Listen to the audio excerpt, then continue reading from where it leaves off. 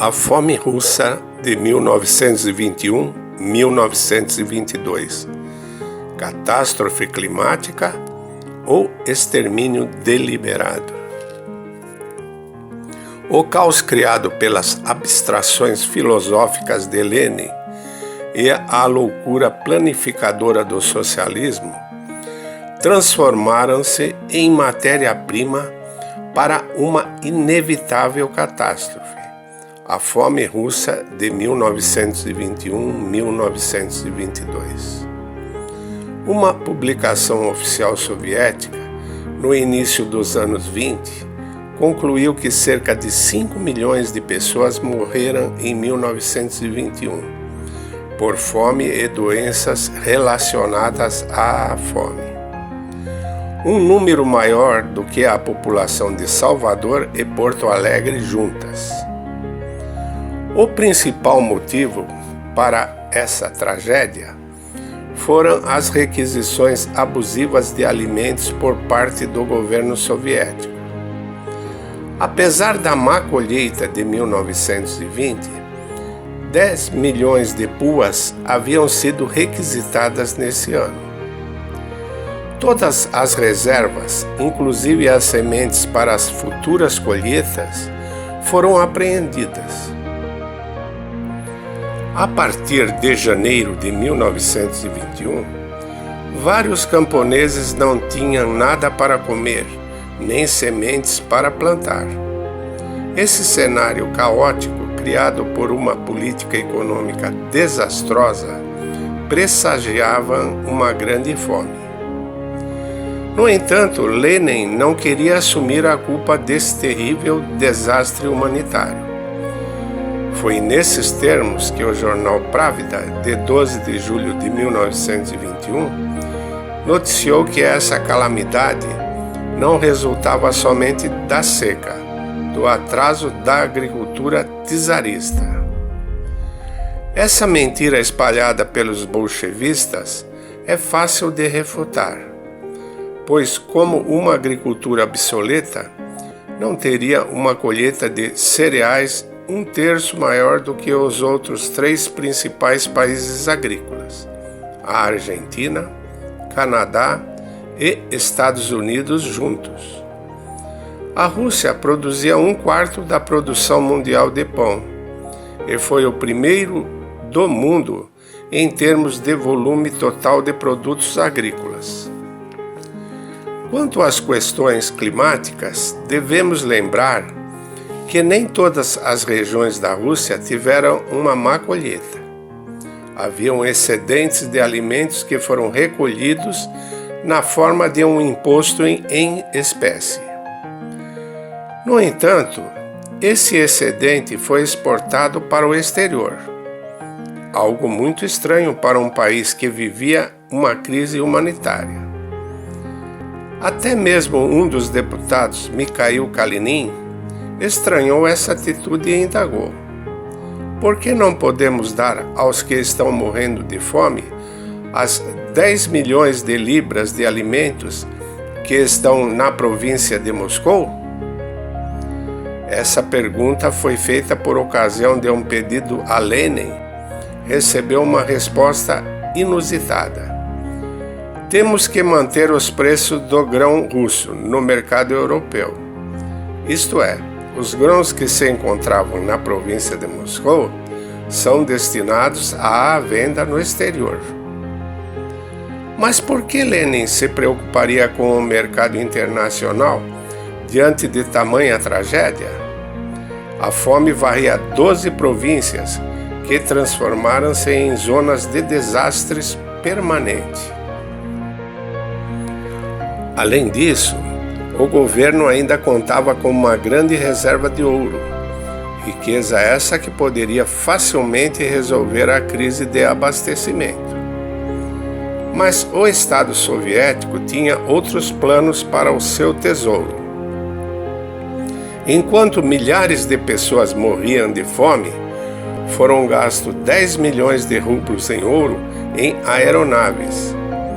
Em outubro de 1921, foram gastos 12 milhões de rublos em fuzis e metralhadoras alemães.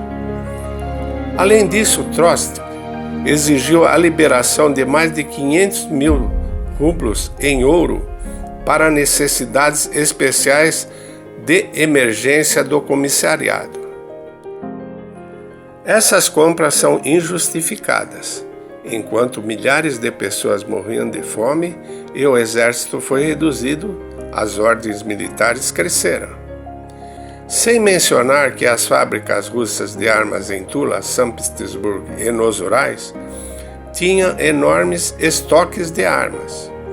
Mas em uma atitude inexplicável, o governo soviético doou esses estoques ao governo turco de Kemal Pasha. Ou seja, as armas foram dadas aos turcos e compradas em ouro dos alemães. Também houve envio de ouro russo por meio de bancos suecos para o Ocidente. Em novembro de 1921, o Partido Comunista Alemão recebeu 5 milhões de marcos. Ao mesmo tempo, 1 milhão de rublos em ouro foi enviado para Kemal Pasha, na Turquia.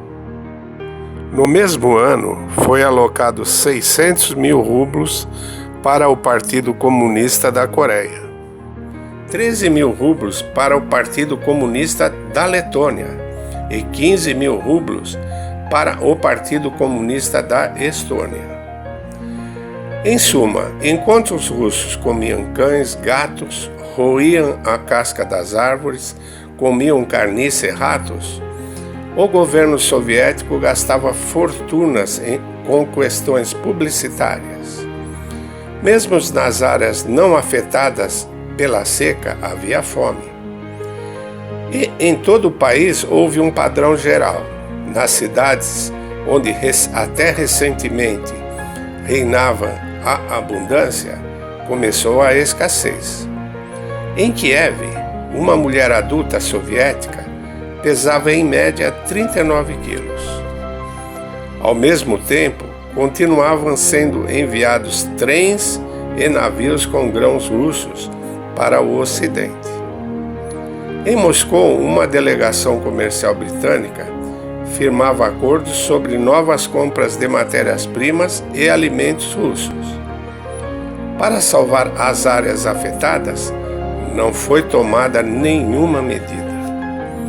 Mais tarde, os governantes bolcheviques começaram a se preocupar com o risco de um êxodo em massa sobre a capital, causando distúrbios e motins, ou fugindo para o exterior. Por isso, em 1º de junho de 1921, o Conselho de Defesa emitiu um decreto sobre a suspensão do deslocamento indiscriminado de refugiados. Na verdade, os famintos eram prisioneiros em seus campos, abandonados à própria sorte, destinados à extinção. Destacamentos bloqueavam as estradas, enquanto multidões de pessoas enfraquecidas pela fome andavam sem rumo, como fantasmas, na esperança de encontrar algo comestível. Uma testemunha estrangeira escreveu: pessoas horríveis, bochechas afundadas, pele amarelada, olhos fundos e uma terrível magreza do corpo. Especialmente terríveis eram as crianças, pareciam mortos-vivos. Em todas as estradas eram visíveis grupos e famílias em mau estado. As pessoas que marchavam eram semi-mortos, vestidos de trapos. Demos muitas provas de que a crise de abastecimento de 1920 a 1921 não foi uma fatalidade, mas uma fome artificial, causada e não socorrida pelo governo. Na verdade, foi um plano estatal para exterminar populações de regiões dissidentes e acabar com revoltas. E de fato, esse método provou sua eficácia. A fome ajudou a extinguir as insurgências na Crimeia, no Don e no Volga. Na Bielorrússia não havia fome, mas os governantes inventaram um novo castigo: deportar os rebeldes para as áreas atingidas pela catástrofe. E essa ameaça teve mais efeito do que as ameaças de execução. Segundo dados oficiais, os americanos trouxeram para a Rússia 28 milhões de libras de alimentos. Essa ajuda foi importante, mas não foi o suficiente para o alívio de mais de 36 milhões de pessoas. Os americanos insistiram que seus especialistas seriam capazes de controlar a distribuição desses alimentos, pois já havia rumores de que bolcheviques apelaram para a ajuda externa a fim de obter suprimentos e imediatamente revendê-lo de volta para o Ocidente. Se esses rumores procediam, é difícil dizer, mas Lenin ficou furioso ao saber que não teria acesso aos recursos. Imediatamente anunciou que os estrangeiros eram espiões da comissão e que Hoover e Brown eram mentirosos insolentes.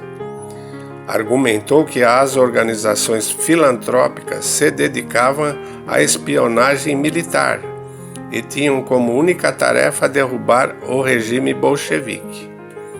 Os americanos foram impedidos de trabalhar nas áreas mais afetadas pela fome. Mas enquanto seu povo atravessava uma fome em massa, a elite revolucionária comprava para si alimentos importados e itens de luxo, como 30 milhões de rublos czaristas em chocolate, 63 milhões de rublos em frutas, tabaco e ópio da Pérsia. Produtos perecíveis como arenque sueco, 40 mil toneladas, peixe salgado finlandês, 250 toneladas, bacon alemão, 7 mil toneladas. Como George Solomon recordou mais tarde, as elites soviéticas consumiam iguarias como trufas, abacaxi, tangerina, banana, frutas secas, sardinhas e Deus sabe mais o que. Enquanto o resto da Rússia, o povo, estava morrendo de fome. Em sua opinião, os comunistas brasileiros são como os soviéticos, com seus grandes banquetes e festas, mandando dinheiro para o exterior enquanto o povo passa fome? Deixe nos comentários. Sua opinião é muito importante. Quer saber mais sobre a Rússia Imperial? Inscreva-se em nosso canal e ative as notificações. Não se esqueça do like. Até o próximo vídeo.